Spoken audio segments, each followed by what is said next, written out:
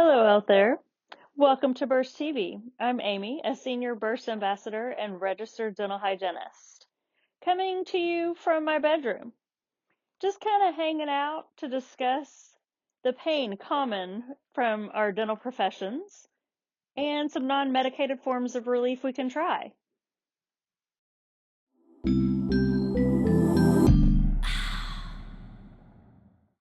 We could launch into a whole episode on the myriad of improper positioning, but let's just focus on what types of issues we may be causing and what we can do for relief. Currently, I'm having both carpal tunnel as well as cubital tunnel syndrome.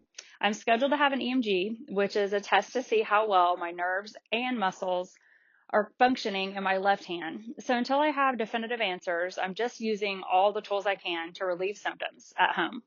And I'm keeping myself working as a dental hygienist in the meantime. I have purchased so many different devices to work out on my own, but we'll focus on the one that didn't help at all and then two that have. The first one is the cervical pillow. I've had it for so long, I really don't even recall where I got it, where I purchased it from, or how much it was. The pillow is supposed to bring relief by providing cervical traction. Okay, so with cervical traction, you're supposed to kind of lay down, make sure that you're at a correct angle. And so this pillow kind of lays where you're laying over and down on the pillow rather than just holding your head kind of straight out. I'm trying to hold my ponytail all the way so you guys can see the angle, which I'm not sure if you can. But this pillow, it's very flimsy here. There's too much give to it. So over time, you're just laying here and it's falling further and further down. So I could never really get to the recommended use time of 20 minutes. So it didn't really give me any relief. Therefore, I didn't really use it. So it was a waste of money. And why I haven't thrown it out is kind of beyond me. Next, I'll show you the latest one I purchased. I'm sure if you're on social media, you've seen this on Facebook or on Instagram. It's the original neck hammock. I've only used this 3 times so far, but I'm a believer. It takes a little finagling to get into it, so I kind of show you how it works. So you really just need a doorknob. I'll definitely be taking this on road trips because of this part of it. So you'll actually hook it to the doorknob opposite the side that you're laying on, like this, and then you just pull it through and shut the door.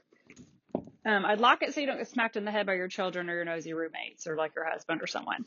It comes with a great little sign to tell people to leave you alone, but what 2-year-old reads, right? It also comes with a great little eye mask, encouraging you to take a nap. I just love these people.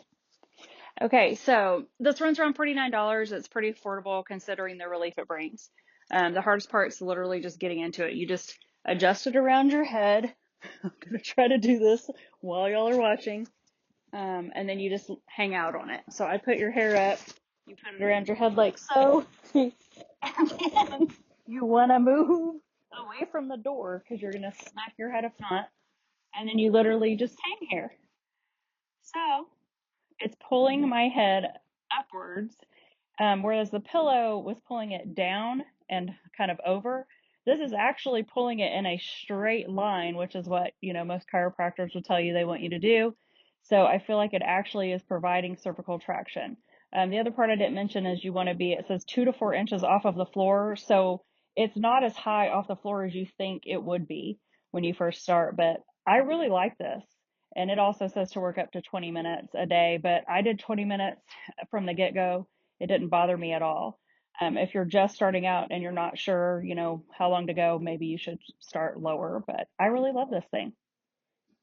The next item I'll show you is a teeter table or an inversion table. This was originally purchased for my husband. He spent 22 years in the Marine Corps and has a variety of health issues, but one issue he unfortunately shares commonly with our profession, although it has been long under or misdiagnosed, is called thoracic outlet syndrome, or TOS for short.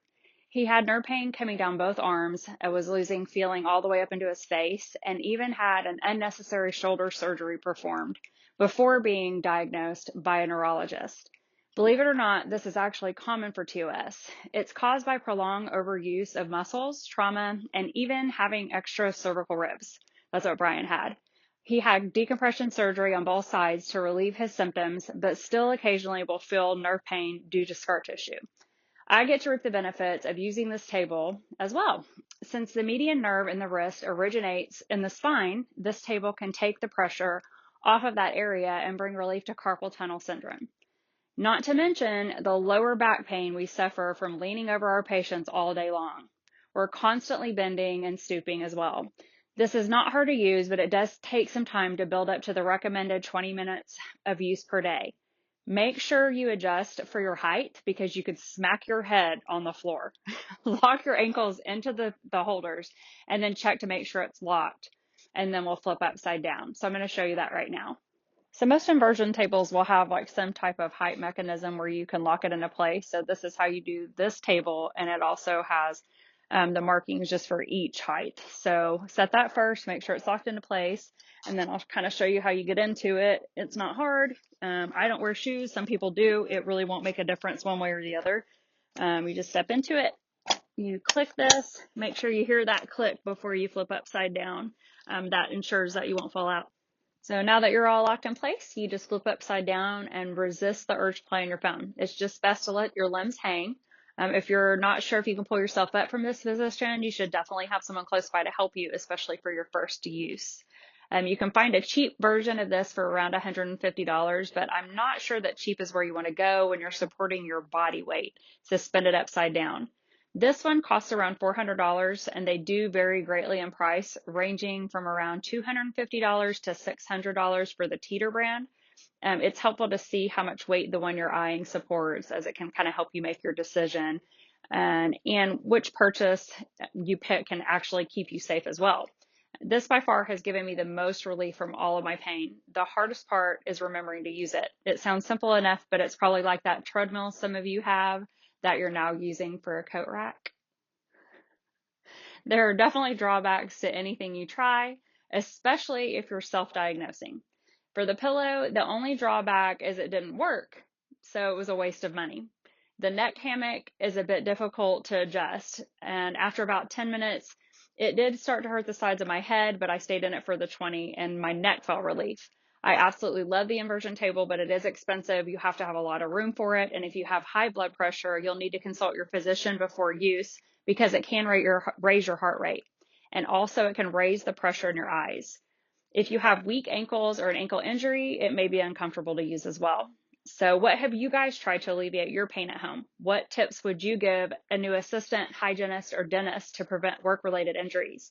Post your comments below. Bye, guys.